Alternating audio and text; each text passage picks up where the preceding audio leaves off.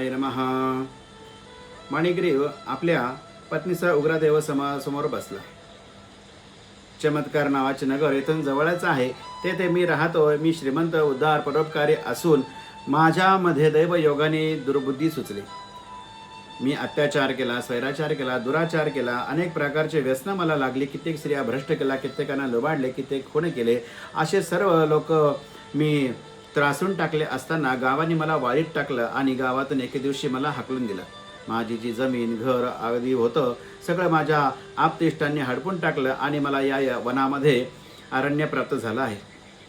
काहीतरी माझं पुण्य उदयाला आला असेल म्हणूनच आपण मला भेटलात. तेव्हा कृपा करा आणि माझा हा जन्म कसा झाला किंवा मी काय पुढच्या जन्मामध्ये चांगलं करावं त्यासाठी मला बोध करा. असं सांगितल्यानंतर हा उग्रदेव त्यांना सांगू लागला की तुझे भाग्य खूप थोर आहे की पुढील आता काही दिवसामध्येच अधिक महिना येणार आहे. या सर्व पुरुषोत्तमाच्या प्रीती करून तू रोज दीपाराधना सेवा भगवंताची करत जा, जेणेकरून तुला पुढील जन्म या ठिकाणी अत्यंत सुंदर असा प्राप्त होईल. दीपाराधना मी कशी करू? या निबिड अरण्यामध्ये मी एकटा राहतो, इथे काही व्यवस्था नाही आहे, तर काय करावं?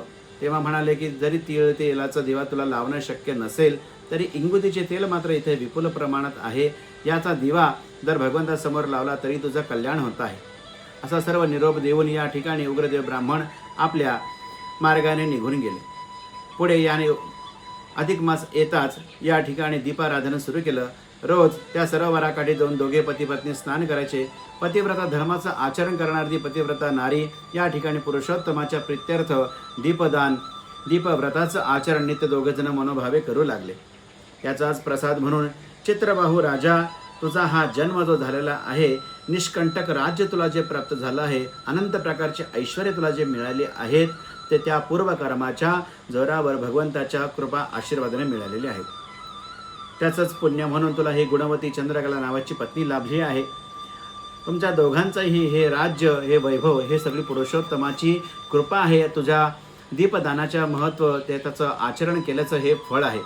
अधिक महिन्यामध्ये जे लोक 33 दिवस दीपाराधन करतात, त्याचं नित्य पूजन करून भगवंताच्या ठिकाणी चित्त लावून दीपाचं पूजन करतात आणि ती त्याचं दान करतात, असे लोक अखंड वैभव प्राप्त होतात.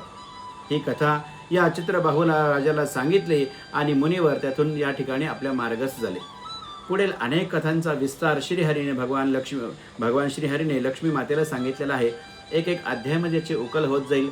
तेव्हा आपण भेटत राहू नित्य. पुरुषोत्तम भगवान की जय.